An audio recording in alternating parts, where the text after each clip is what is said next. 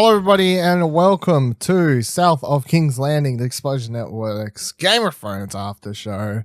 My name is Dylan Blight. Joining me, Ashley Hobley.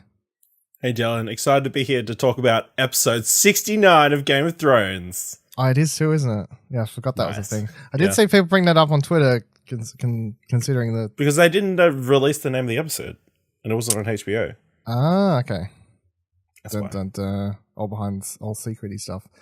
So it's episode 69. It's also known as episode 2 of season 8, titled "A Night of Seven Kingdoms." Of these Seven Kingdoms, sorry. Directed by David Nutter, who also did the premiere last week, and written by Brian Cogman.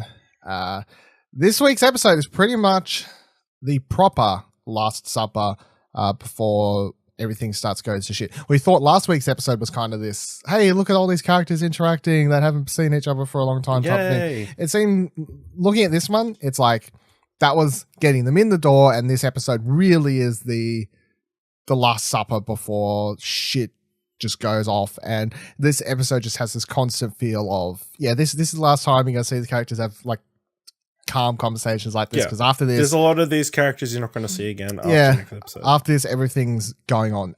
So while a lot happens in this episode, it's mostly just characters interacting, characters talking, not too much really big plot wise or even character story wise, apart from a couple of key things. Like a lot happens, but not a lot nothing happens. Consequential.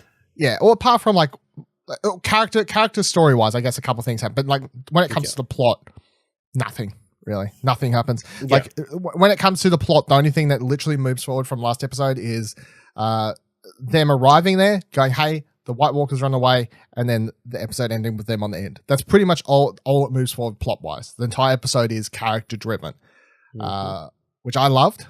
I'll say, absolutely. Loved seeing all these characters intro. Now, you know how I feel about last season, fan servicey. This doesn't feel fan servicey. This feels earned. This feels necessary somewhat. And I would say that this is probably my top 10 Game of Thrones episodes of all time. I loved it from start to finish. How did you feel about it? Yeah, I feel similar. I think it's just one of those episodes where you just get to live with the characters for a moment, and the other things aren't totally important. It's just sort of delving into them and sort of living in that moment, I guess, that one night. So I thought it was really special. I feel like a lot of the last season was the last couple seasons somewhat has been just building up this much faster pace, and like, oh, the shit's about to hit the fan, and like everything's moving faster. That a lot of people I saw complaining about this episode, I'm like, do you remember the first couple of seasons? It was just a lot of characters talking and stuff. Like, it wasn't a very fast moving show, really. So it is pretty crazy that in a 6 episode season, final season, where you've got all these things you need to do, they used a whole episode to do this, just have characters talk about. But it does feel necessary, though. It feels necessary, yeah.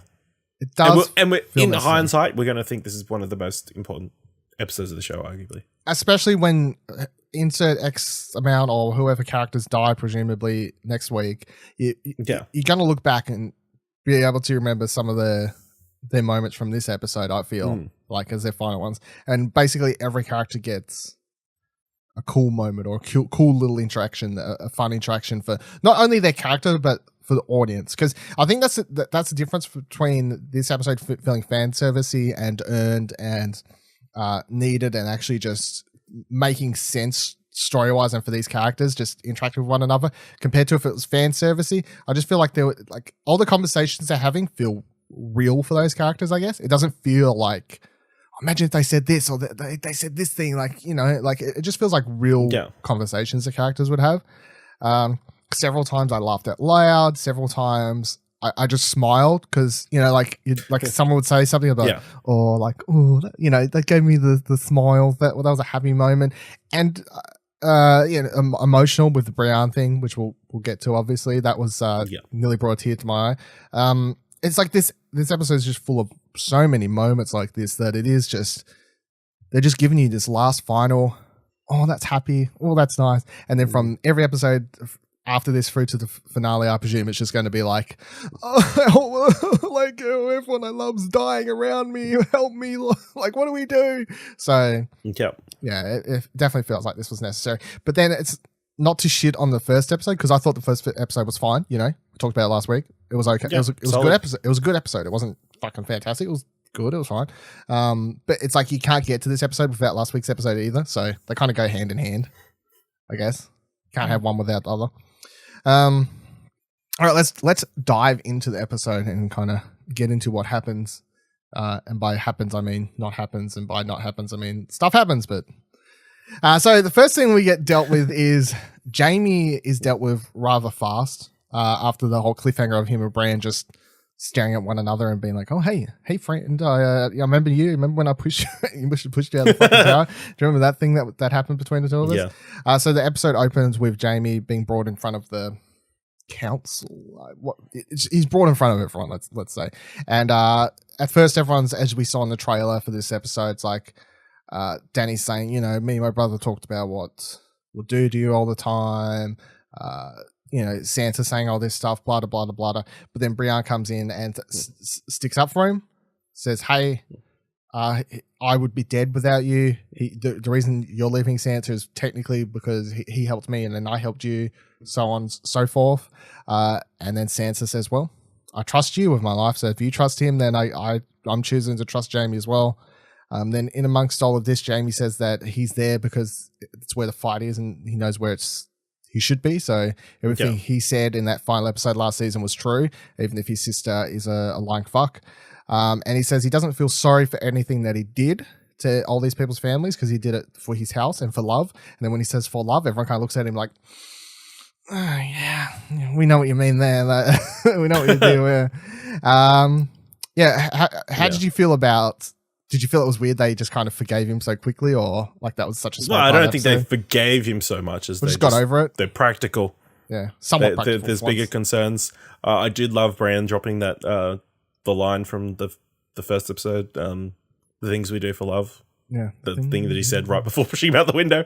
I just like creepy Bran dropping things from the past on people. Yeah, well, Bran's always creepy. Bran gets to be more creepy when Jaime, with his newfound freedom, goes and finds Bran, who's at the Weirwood tree. Is it Weirdwood or Weirwood? I don't know. Sorry. He goes and he apologizes to Bran, and then Bran comes back with a novice Ingram saying, "You weren't sorry then." Like, got ya.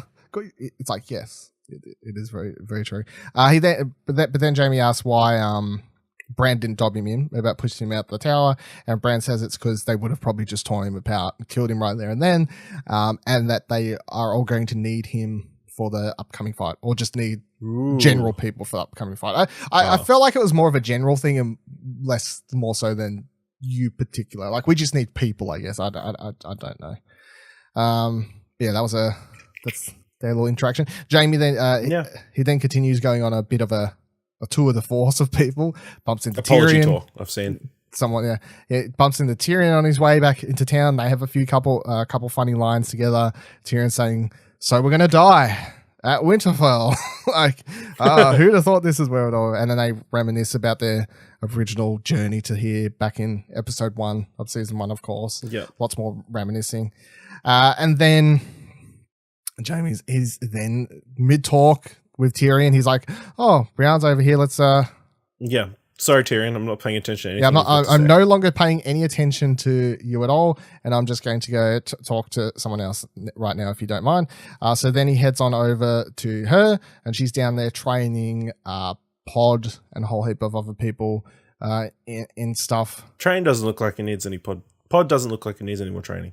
No, he did look like he was doing pretty well, to be fair. Yeah, you're right. He did look like he was kicking ass. And then he starts having a conversation with her. A little bit of a, how's the weather? How are you? How's the sword?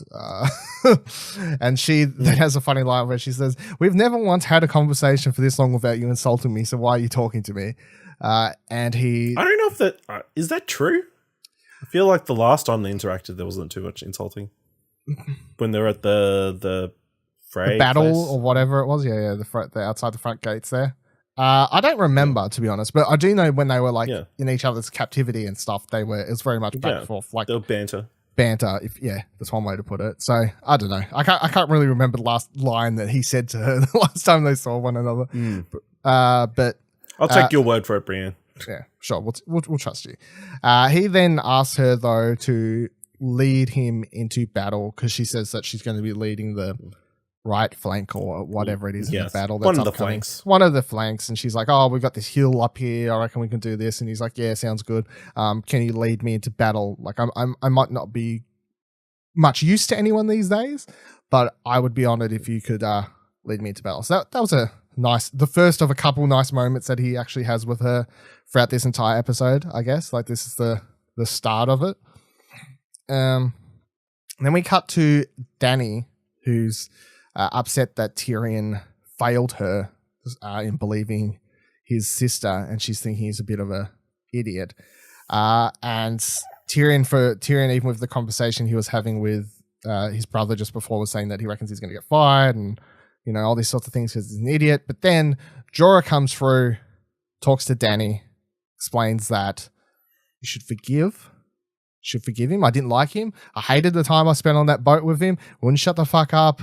Blah, blah, blah, blah, blah. I wanted to throw him off the edge. All these sorts of things. I was so pissy when I found out you made him your hand. And she's like, well, you weren't around at the time, to be fair. And he's like, yeah, whatever. And he's like, with all that said, you should still keep around as a hand. And then she's like, but why? And he says it's because he's smart, but he's also smart enough to actually learn from his mistakes.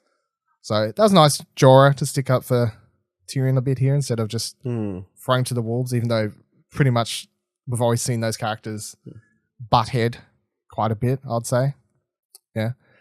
Then Dany goes and she finds Sansa to talk to, and she originally goes in to ask about Tyrion a bit, and she asks if he's a good person or whatever, and Sansa sticks up for Tyrion as well, saying that he was nothing but kind to me and good to me in the time we spent together, and he's smart and all these sorts of things. So again, another tick for Tyrion over here. And then Dany ends up asking why Sansa isn't a big fan of her, and Sansa says it's because men do stupid things when they're in love, of course hinting at Jon, her brother, and Dany's relationship. And Dany then points out that she's here fighting Jon's war, not vice versa, basically saying, I love him too, and I'm here for him, and I'm not using him. If anything, he's using me. But I'm pretty sure you're using him. Well, because you weren't going to come along unless he bent the knee. Unless he did unless you bent the knee. Yeah. So, exactly. And for a second there, they're like touching hands, and they're like, oh, yeah, it looks like they're going to be best buds again. Looks like they're going to be best buds, but then Sansa's like, what happens? What happens after? It's like, after what? After we, this is all over. She's like, what do you mean? It's like, well, we said that the North would never bend to the power of a king, a queen, whatever, once again. And then, of course, the hand kind of retracts a little bit. And Dany's face is kind of telling the story here, which is, I'll fucking burn you, bitch. I will fucking burn you. I got dragons. They'll eat whatever they want. Yeah, I got dragons. You see what happened? You will either bend the knee to me or talk to your buddy Sam. Yeah, you will be up shit creek. I guess this is one thing, like you can't tie in this here or later when after her and Jon talk about this stuff later in the episode, but it's like signs like this just makes me think that Dany has that evil side to her. Like I keep seeing this evil, and we've seen it before, of course, with the burning of Sam's family and all these other things. We've seen her do nasty things before, but the closer we get to the final episode, and of course we're in the final season, every time I see her do something like this, where I'm just like, oh, that's the evil side of Dany. It really just makes me go, she's not going to win this. Why do you have to rule everything? Like, you're not going to win this. Like, they're going to make her go bad or something. Like, they're just going to make her turn on them or something along those lines. Yeah. Do you get similar feelings, or are you just like, oh, no, it's fine? Yeah, there's just moments, where you're like, oh. Yeah. They're hinting at looking a bit power hungry. Yeah, they're definitely hinting at it, especially like, and we'll get to her and Jon later, but it's like that conversation was not going well at all either. Not a good episode for Dany talking to Starks at all, really. So luckily, as things are about to get really awkward between Sansa and Dany, though, they get interrupted with news, and the news is that Theon has just come home, and Sansa runs out, and they stare at each other for a hot second, and then Theon is like, I've come home, I'd like to fight for you, and then they run and they brace each other, and it's a sweet moment, because I think the one thing a lot of people kind of forget for those characters is they had a very shared experience, I guess, for a long period of time. Shared trauma. Shared trauma, exactly. And it's like they've got shared trauma, plus they're like they sort of like they grew up together. You know, like there's a lot. Yeah, there's a lot going on there. There's a connection there for sure. That I feel like that hug and everything was a good moment. Yeah.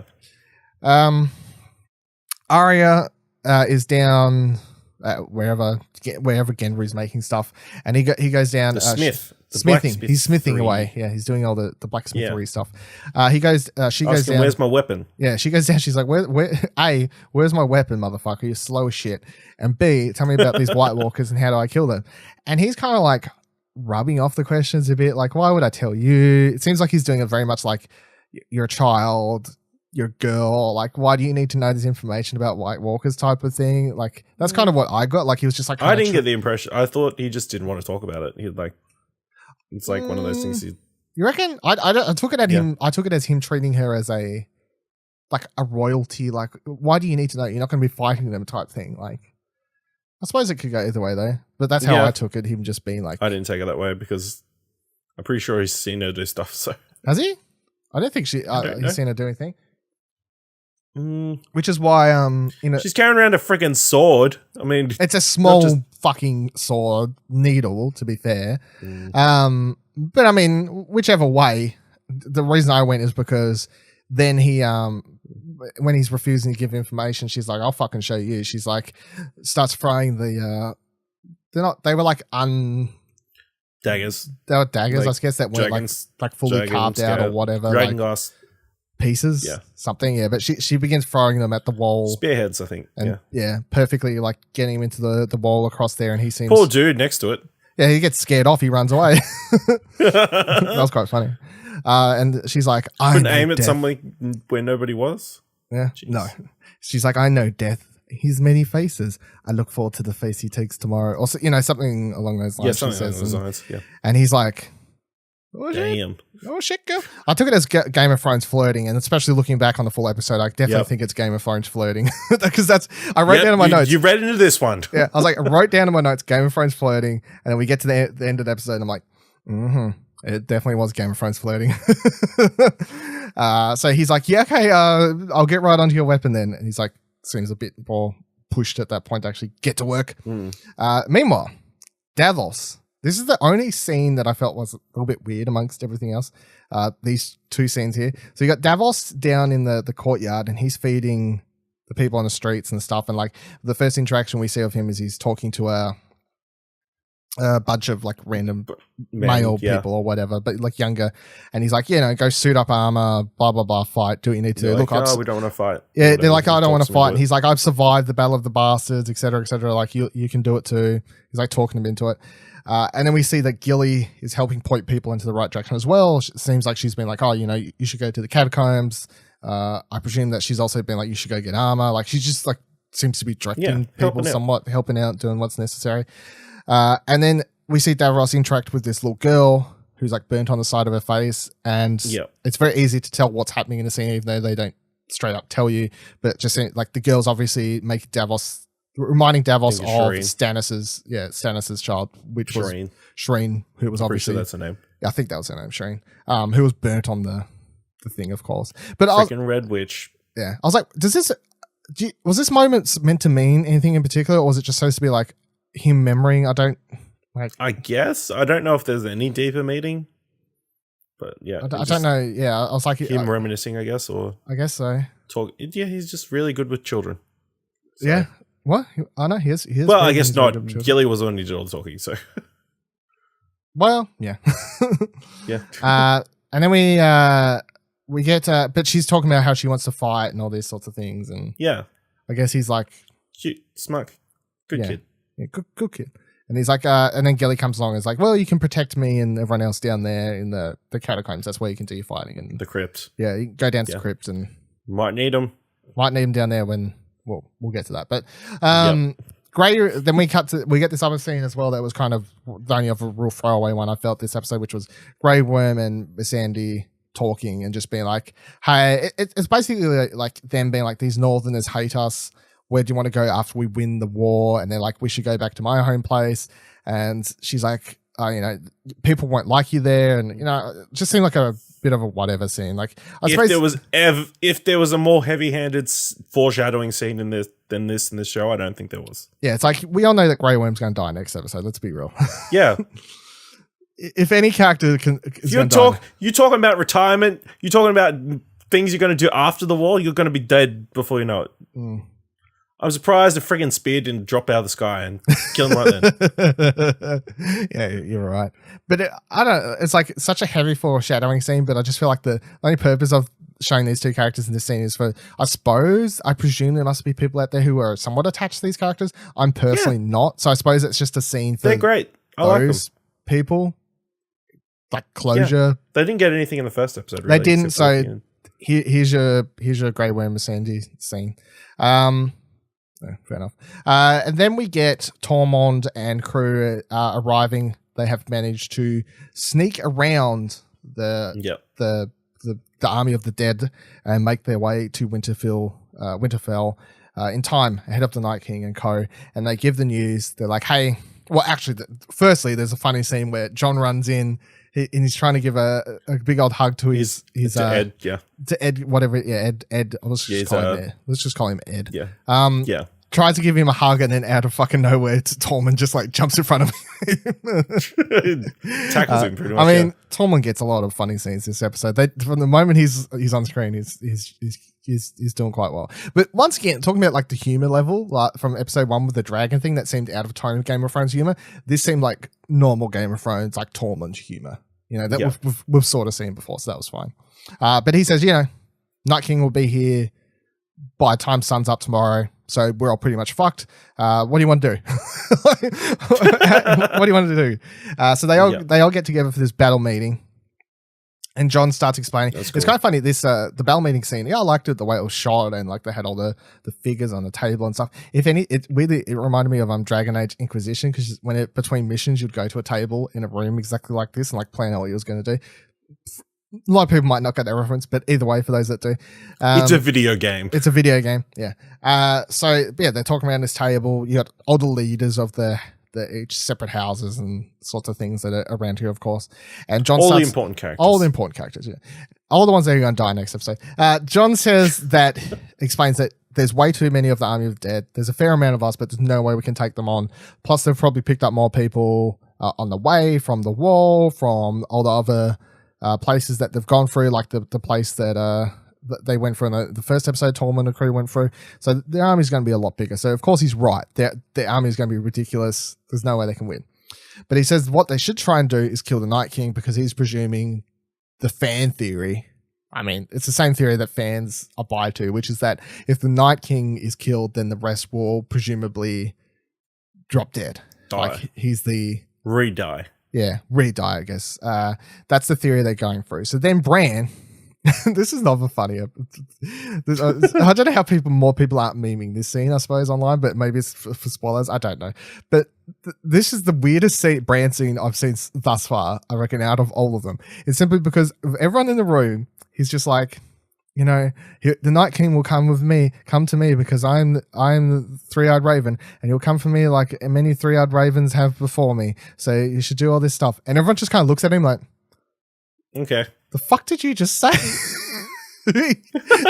And then eventually I think Tyrion's like, why? What? Why? But everyone's just kind of looking at him and saying this. I'm just like, it's the most like Bran sentence of gobbledygook words that no one's ever like, yeah. What are you again? Like what? Three-eyed what, mate? Like what is your deal? I think at this stage, because it's the last season, they have no time to like build up characters understanding what exactly Bran is. So now it's just like Bran's in this weird position where a lot of characters interact with him and go, I do not understand if characters actually believe Bran, or they're just like, yes, crazy child. Or other characters like, yes, Bran has mystical powers. Like, I don't know where the line is between a lot of characters of people just being like, weirdo child. Weirdo wheelchair child.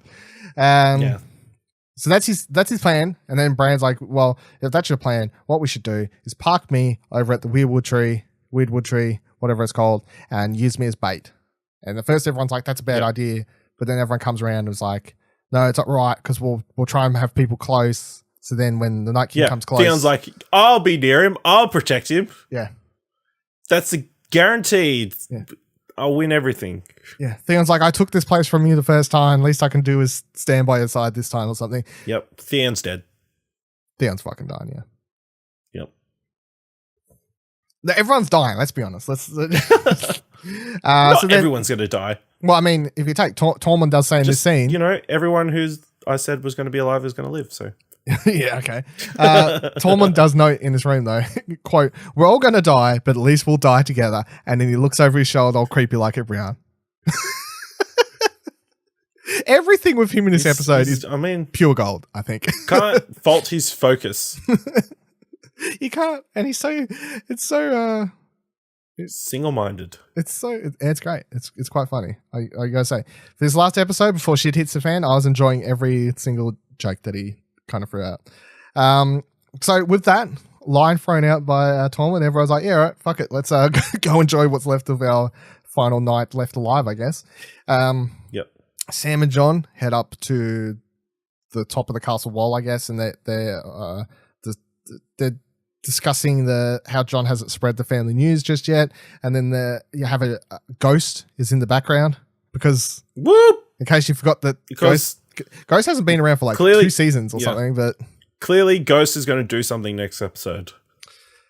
I remember there was an interview before the season started with the special effects person, and whoever, I think it was an E! Online interview, and it was like, is Ghost going to be in this season? And it's like, yeah, Ghost shows up for a couple episodes or something, but like the reason we don't use them so much is because special effects, and you know we use real dogs as stand-ins, so that's like practical thing, and that's annoying, and blah blah blah blah. And apparently they was originally going to use Ghost in the Battle of the Bastards, but then it became too hard for them even to have him there, and that really annoyed me because then I kept thinking about the Battle of the Bastards and having Ghost like charge in at people. I'm like, fuck, that would have been cool. That would have been cool. But it's kind of just, you've had 2 years. Give us Ghost battles, like Ghost in battle. Please. It's kind of annoying. But don't kill Ghost. No, don't kill Ghost. Please don't kill Ghost. It's kind of jarring, though, how weird it is just to see him there. Because it's like, been so many seasons without seeing him. I think people have said that he looks smaller. Special effects. Maybe they just couldn't, the dog was too small.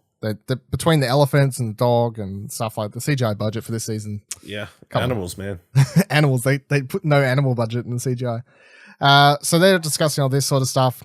And then Ed joins them, and they discuss being the last members of the Watch left alive from their OG crew, and have a few jokes. Are they? Oh, their crew, yeah. Their crew from episode 1, or not episode 1, episode 2, I guess, season 1 days, the original sort of, Sam, him, Jon, blah, blah, blah, blah. The rest of them are all dead. The other peoples. Yeah. Have a few jokes about how Sam's the, lady killer. He's lady killer. He's killed White Walkers. He's got this. He's the badass. and then Ed's make these jokks about the world really is fucking ending if this is Samwell Tarly's over here doing all this. So that was quite funny to see. That's what I'm saying. The episode is just a whole heap of character interactions and stuff, and it's really like it's fun. So then we go to Tyrion and Jaime, who are in front of You missed something which I think might be important later on. What is? That Tyrion sat down with Bran. Was like, tell me your story. Oh, yes, that's right. Yeah, he did right after the thing, yeah. He's like, I've got a night. Tell me your story. And clearly the story... He's like, it's really long. It's a really long story. It's like, Tyrion looks like he's settling in. And then like 20 minutes later, he's off drinking with Jaime. So... it was really boring. Yeah. It was actually very short. It was very short. Bran's like, I can't tell you the whole story. I've got all night. Next second, Tyrion's over drinking with Jaime at the fireplace for the rest of it. Yeah, it's like, okay, yeah, makes sense. But yeah, so Tyrion and Jaime are drinking in front of this fire. and talking about how funny it would be if their father was still alive and seeing them here about to die protecting Winterfell of all places. I'm sure their father would have loved that. And even Jaime's like at first like, don't talk shit about my father, but then he's like, yeah, that's pretty funny actually.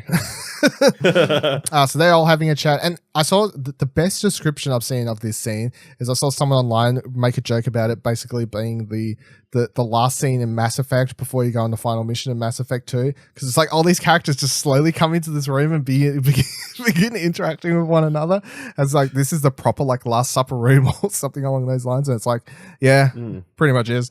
So then Brienne and Pod enter. And this is the thing that made me like chuckle the most and like just filled me with a little bit of like, oh, that's little happy beans from these characters interacting in this whole scene. I think everyone interacting in this room, I think was probably my favorite stuff, because straight away you have like Pod coming in, Tyrion being like, do you want a drink? And Brienne's like, no, you can't drink. We've got a battle tomorrow.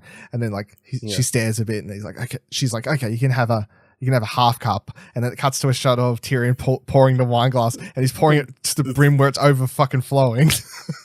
I think it's just like small moments like that where when you're so invested in the characters and stuff that it just makes you go like smile a little bit, just seeing such simple interactions. And the show's kind of earned its moments like this where you're just like, oh, that's funny. That's look at Pod and Tyrion. They've had moments together, and all these other characters. Yeah. So, and then Davos comes in and he's walked in. He's like, I'm not here to drink. I'm just here to use the fire and do what needs to be done.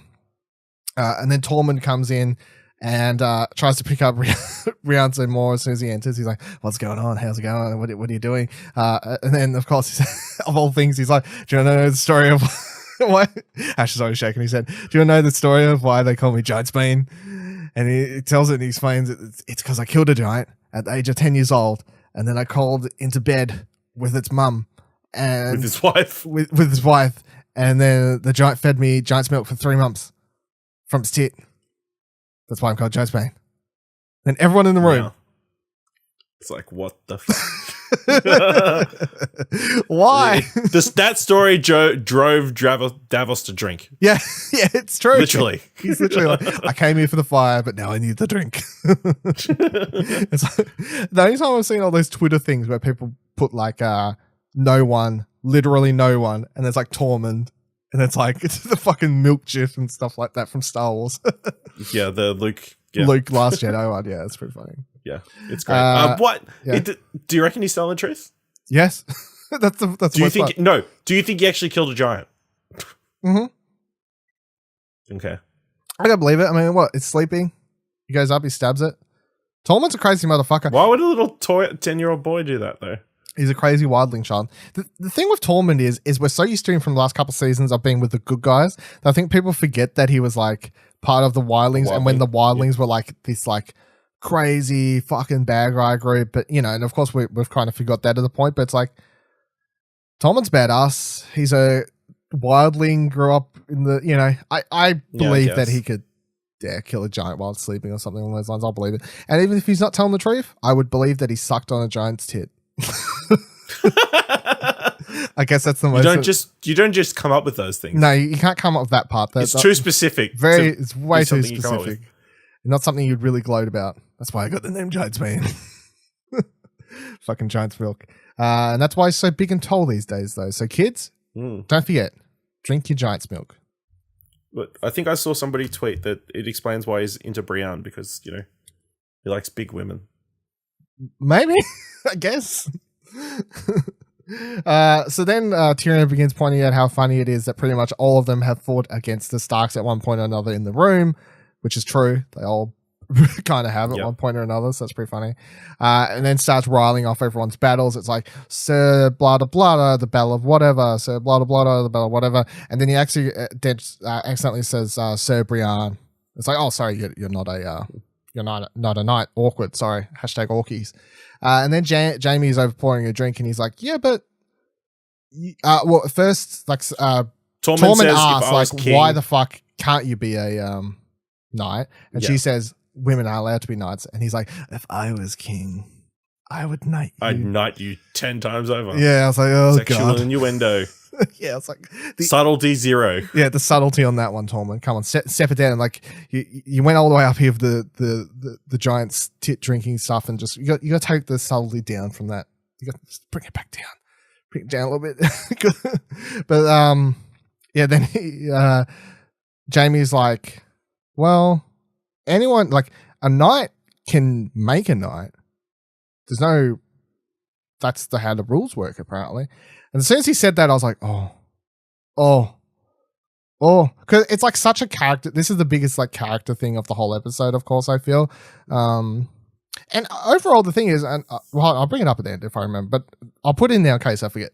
This episode is very heavy on female empowerment.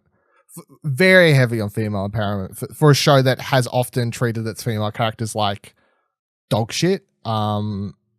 And like that's part of the story to a point, I guess, but it can't be helped somewhat. But it's like most of the female characters in the show, of course, like even Sansa, just like what she went through and all these sorts of stuff. It's like it's good to see some of them get wins finally, I guess. But Jaime walks over to the side, pulls out his sword, and says, "Kneel, Brienne, Tarth." And she kind of thinks about it for a second. At first, I thought she was going to be like start arguing against it and be like, no.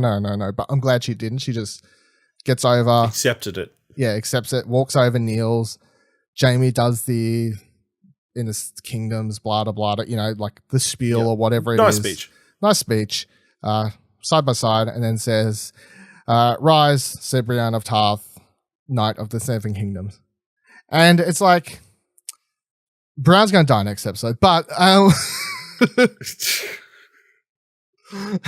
come on. But in that moment, she was, Well, I'd say also like, it's the strongest character piece in the entire episode, and it's like after everything she's been through and like how much she would want to be that, and like for her to finally get it is just such a huge emotional thing.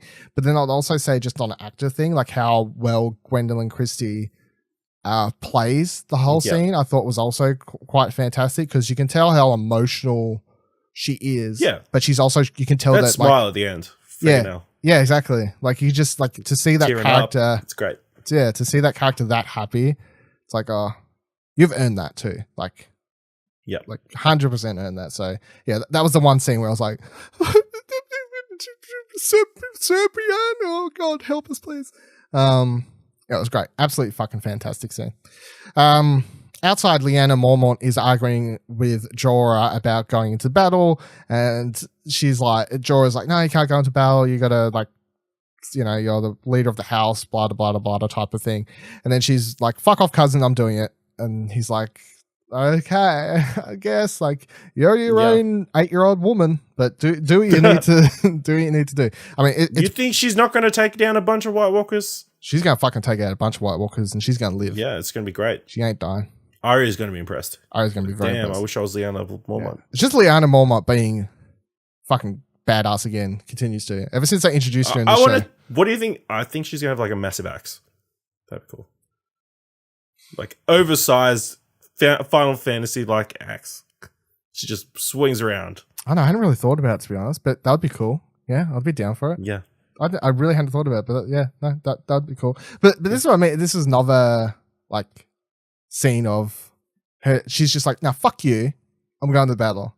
There's like another moment for the females of the Game of Thrones universe like, on top of another one. There's another one which we'll get to in a second. But then Sam comes out as Lyanna's leaving and gives Jorah his Valyrian steel sword that he's like, here. Use this. Good on you, bro. Use it. And Jorah says he'll swing it proudly in battle. I was like, cool. Good on you, Sam. Good on you, Sam. Yeah. Good on you. Smart. Not using that sword if you can't use it. No, exactly. Give it to someone who can use it better. Good on you, Sam. Yeah. Smart kid. Good inventory management. Yes. Which is what his job was. So yeah, that makes sense. So then Arya finds the Hound up on the wall there somewhat. The Hound's just sitting there drinking his life away. And Arya sits down and he hands her he hands her a drink and she begins drinking, and then they just kind of sit there for a couple of seconds, and then the Hound says, "He never used to shut the fuck up, now you're just sitting here like a mute," which was quite funny, I thought. Yeah, it was. It was. Then they have a little bit of back and forth about, she's like, "Why are you even here? Like, you've never fought for anyone but yourself." And he's like, "Yeah, but, you know, we're all fucked." I fought for you. Yeah, I fought for you, and that I fought for you, didn't I? She's like, "Yeah, I guess you did. That's true." And then Beric turns up, and Arya kind of looks at him and is like, "Yeah, you was on my list, so you two have fun, and I'm just gonna leave." And then Beric stays with the Hound. Oh, that's kind of old. Yeah. that's what I took to see. Yeah, they have a bit of banner about, because the Hound's like, "Wasn't he on your list?" Him dying 19 times, but yeah, only to be thrown off the wall by the Hound. Yeah, he's like, "I'll fucking throw you off this fucking wall." See how the Lord of Light likes that, bitch. Yeah, that's pretty funny, actually. So then she heads off and she goes to do a whole bunch of arrow practicing, shooting, and then is found by Gendry, who gives her her weapon. Now, that's sort of a callback to the first episode, because she was practicing. She was practicing her stuff when he Tyrion shows up, don't he? Oh no, he shows up. The whole Baratheon, I guess, party shows up. Yeah. Now her weapon. What do you think of her weapon? It's a callback to her time with the whatever they're called, I guess, with the sticks. Except they're blades instead of ends. So yeah. I thought it looks cool. I feel like we haven't seen exactly how it fully uses, because remember, like I don't know if that the internet's diving into, as I said in episode 1, where people thought it was going to pull apart to 2 parts. That could still come true, but I just feel like there's got to be a little bit something more to it. Like clearly, the illustration of what she wanted was clearly 2 bits. So yeah, but I was like, is it meant to be 2 bits formed into one, or is it actually like people were saying like 2 parts that can pull apart? We'll see next week. Is the thing, I guess. Yeah, next week we'll find out very soon. But I'm glad to see that she's going to be using some sort of cooler weapon than just needle, which needle wasn't going to go very well against the army of the dead. I feel it can only go so far. 1-on-1 battle. Maybe. Yeah. But we're going to take out so many people. Probably not going to go the full thing. And then she begins asking Gendry about the Red Woman, because that was the last time they saw each other, obviously. And then he explains that he's actually Robert Baratheon's bastard, and that's why she wanted him and took him. And then Arya's like... a bunch of leeches on him. Yeah, he's like, I put a bunch of leeches on me, did a whole heap of weird shit. It was pretty fucked up. And then she's like, "Oh, did you fuck him? Did you fuck her?" And he's like, what? And then she's like, "Well, how many, before all that back in King's Landing, how many women did you sleep with?" And he's like, I didn't count." And she's like, "You did count." He's like, "All right, I did count." It was 3. And then she's like, "Okay, well, I want to do the sexy times before I die." And then they proceed to want to do the sexy times. Then they proceed to get it on. So I thought this was a great scene. The internet's having, it's cool. The internet's having problems with it. Yeah, lots of problems with it. I feel like it's the most talked about scene, which is really like, I somewhat understand. It's overshadowed. I somewhat understand where people are coming from, but at the same time, I'm just like, why is this like? I don't know. I know. People's problem with it. I can understand where people are coming from. I mean, you've seen this little girl grow up from being a tiny little girl to being banging Gendry. Yeah, but my argument would be, why is that any different than like watching? It's kind of awkward, like watching your little sister as well. Yeah, but why is that no different than people who are okay with like people like fucking Hermione Granger or any other person? You know what I mean? Kristen Stewart. Yeah, but they were all young actresses who people are now okay with, like. But they weren't playing that same role the whole time. I'm pretty sure that when I'm fucking mental blanking on her name. What the fuck's Hermione's name? Emma Watson. Emma Watson. Thank you. Holy shit! I'm pretty sure Emma Watson, when she turned 18, people would have been like, if she did a fucking nude scene all of a sudden in one of the Harry Potter movies, people would have been like, "Oh, that's fine. That's okay." It's different because the fan base was the same age as her. Whereas the fan base for Game of Thrones was all older than Maisie Williams. I guess. But it's like, it's still, I just feel like it's such a weird thing to get hung up on because, like, to me, I feel like this is one of like 2, potentially 3, like such a small amount of actual sex scenes in the Game of Thrones that's actually consensual, good. Like 2 characters actually like it. Like most of Game of Thrones sex is just like hookers and what, you know what I mean? Like it's just brothel girls and these sorts of things. The only other like main sex scene that I could think of where it's like 2 people actually consensually getting down is John and what's her face? You know nothing. Dany? No, not Dany. Of Rose Leslie. Because the thing with Dany, Ygritte. That's her character name. Yeah, Ingrid. The thing with John and Dany scene is it doesn't even count because it's weird because we as the audience know that they're related. Okay, then Dany and Dario. Back in Marine. The guy. The guy who was Ed Skrein, but then was replaced. Yeah. I guess that could be one as well. But you know what I mean? Like there's so many it's a rare occurrence as opposed to the constant other end of the spectrum. Yeah. And here's this like in the show, she's 18. Her character, as an actress, she's 22. Right. Although they apparently HBO was like foreshadowing that with the tweet. Did they? What'd they tweet out? Yeah.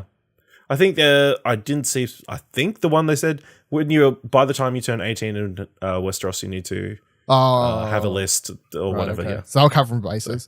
But it's like either way, it's like character and actress are like within legal age, right?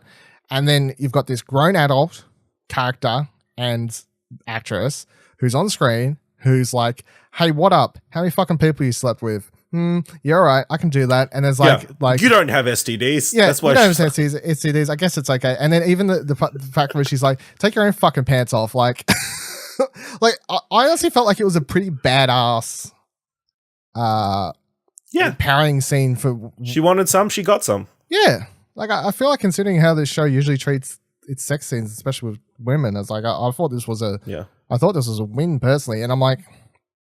No one's asking you to jerk off to her is the thing that like I hate to be blunt about it, but for all these people who are like, oh, but she's like grew up, but she's like a sister. I'm like, no one's asking you to be turned on by it. You know what I mean? Like, I hate to boil it down to that, but literally, like, just because she's fucking doing it on screen doesn't mean you have to. Although, if you felt uncomfortable, that's on you. That's cool. You can feel that. You can do what you want, but for people who are like, oh, I don't know, like, isn't this weird that like they let her do this and all this sort of stuff? I'm like, no.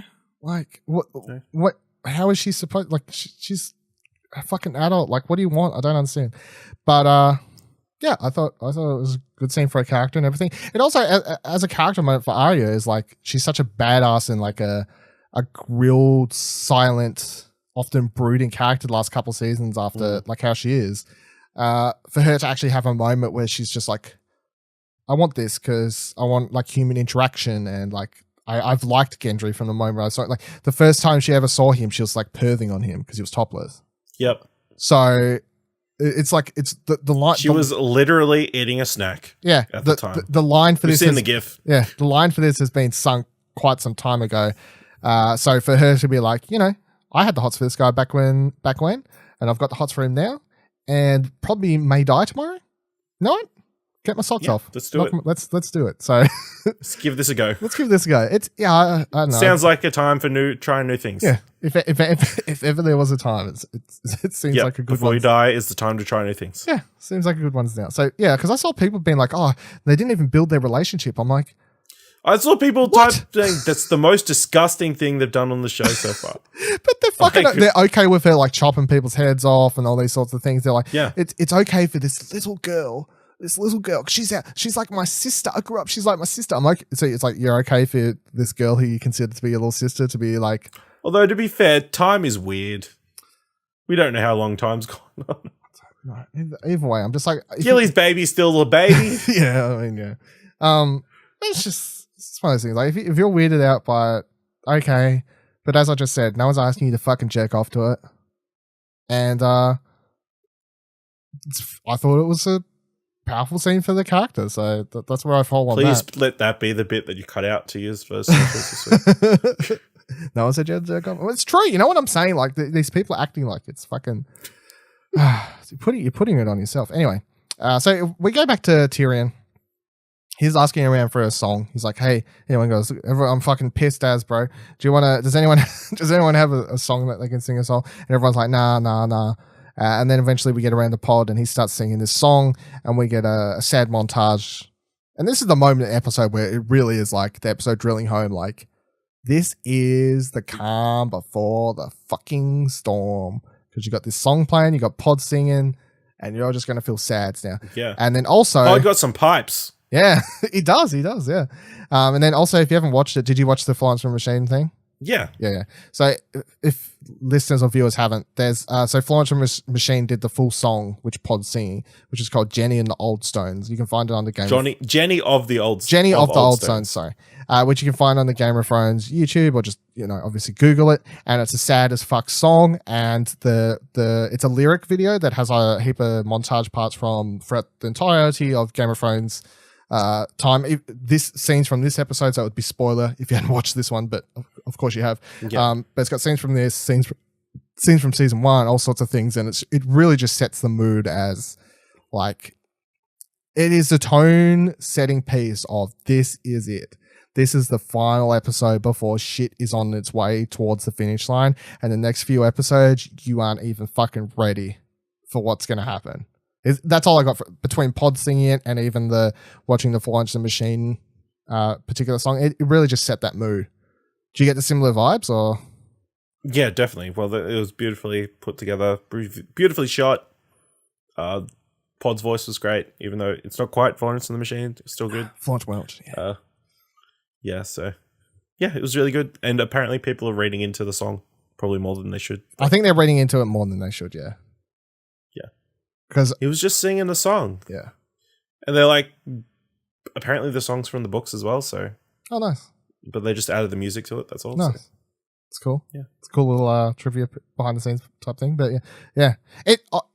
I was listening to the song before, and I was like, because I like Florence and the Machine, right? So it's a new Florence and the Machine song for starters. Yeah. But then also tying it in, just getting ready to like amp myself up. Well, not even amp myself up, like emotionally try and prepare myself for next week. I'm like, I might just listen to this song a lot and just like try and get the sads already. But yeah, it's really good. You should check it out if you haven't already.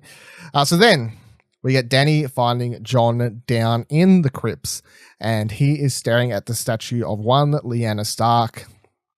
And they have a little bit of back and forth, but eventually he just kind of just starts spitting out, I guess. She like comes down. Obviously, Jon throughout this entire episode had been doing the thing we discussed last episode of just ignoring her.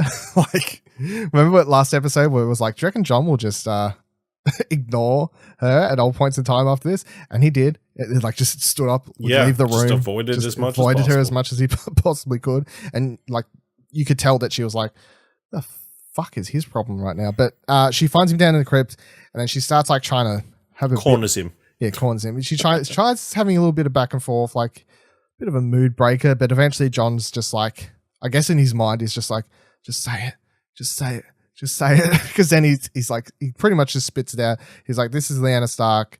She's like, I heard about how Aegon what was his Rhaegar, sorry.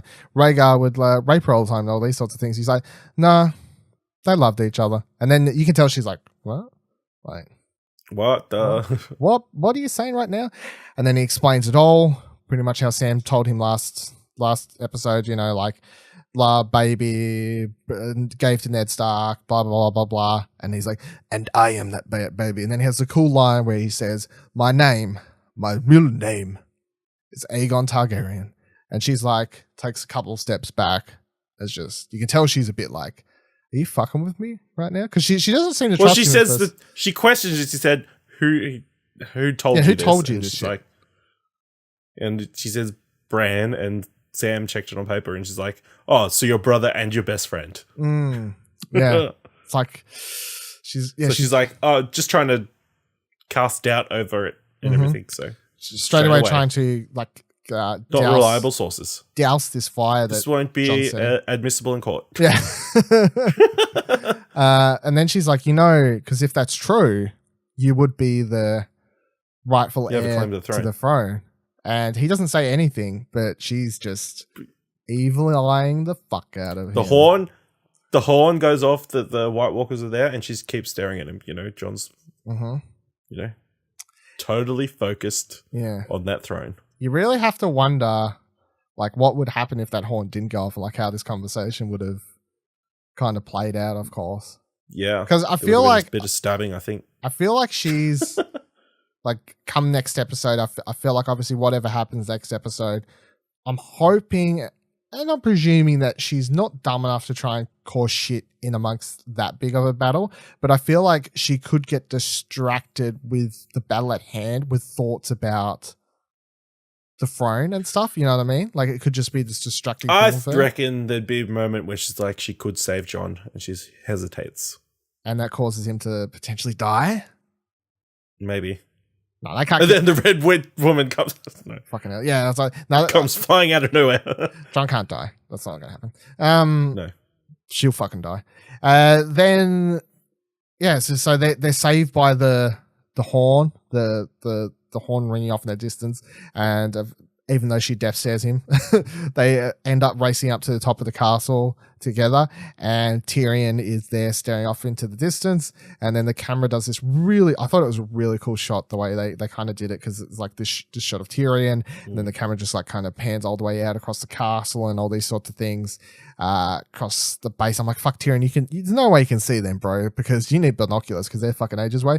But nonetheless, you see the two lead, I guess, the Knights of the Dead Army, or whatever you want to fucking call them, take a couple steps forward in front of the camera, and there they are. The army of the dead has arrived in front of Winterfell. But the biggest question, I think, and the only reason I clicked onto this is because in my notes as I was watching it, I wrote down my note as the Night King has arrived. And then when I was going over my notes again before doing the show, I was like, but no, he hasn't. Do you reckon they purposely didn't show the Night King just for dramatic reasons? Or could the Night King actually be off somewhere else? No, he's got to go stealth into the weird wild. The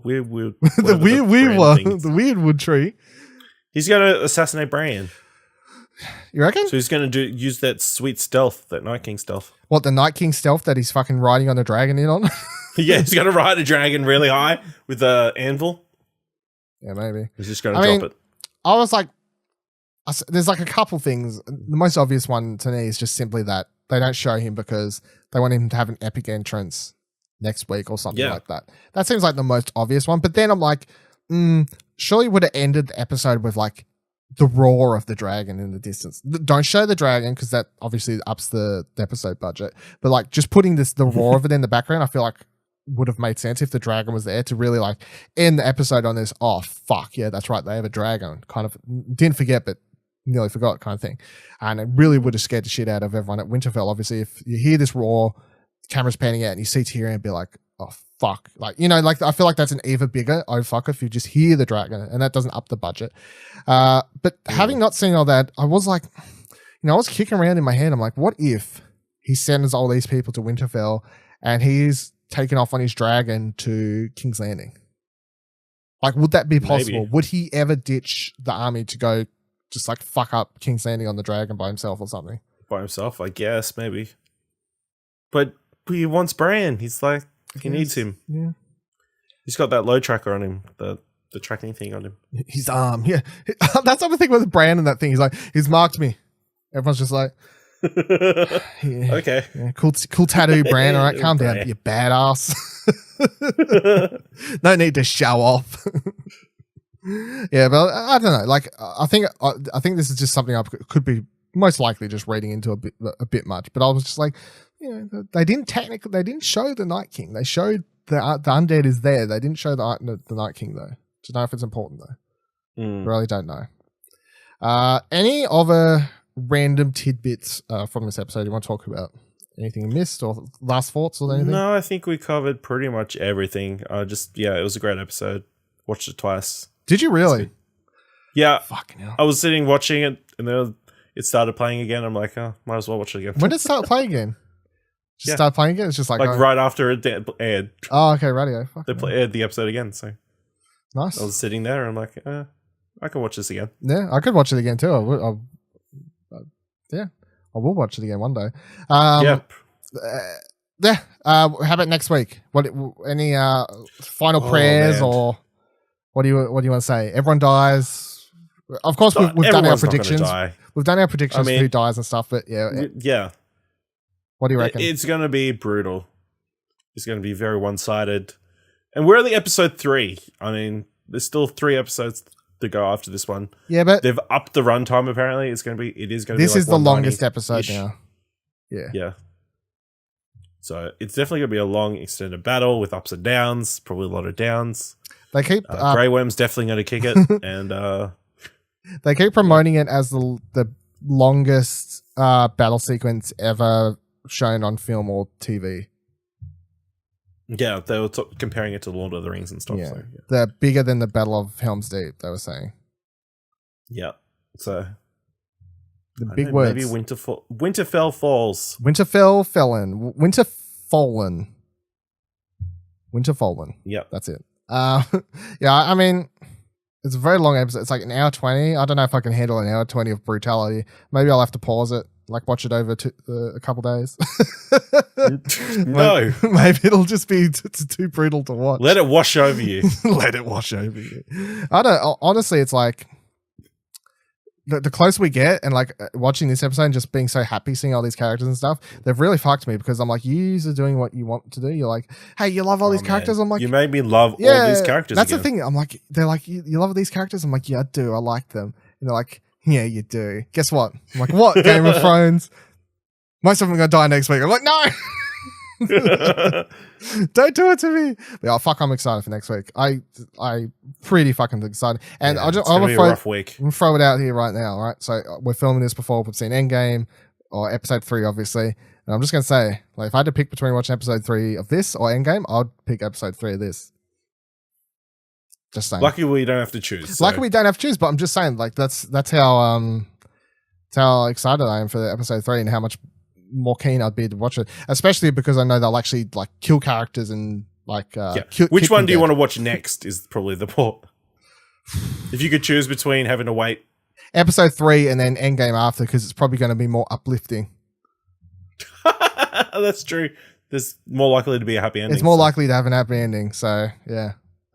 Anyway, thank you for joining us this week on South of King's Landing. Of course, you can watch the video version of this show over at youtube.com/Explosion Network, where you should subscribe to the channel, like the video, and ring the bell so you can the alarm that sets off to let you know that White Walkers are indeed on the way, and also let you know when the next episode of this drops. Or if you'd rather just listen to the show, you can do that. It's available on all podcasting services, including Apple Podcasts, Spotify.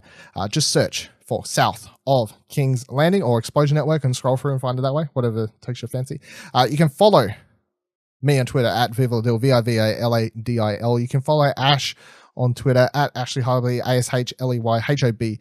And you can follow the Explosion Network, of which this is a product of, at Explosion Pod. And you should head on over to explosionnetwork.com as well to check out all our other cool things, including our movie and TV podcast. What do you want to watch?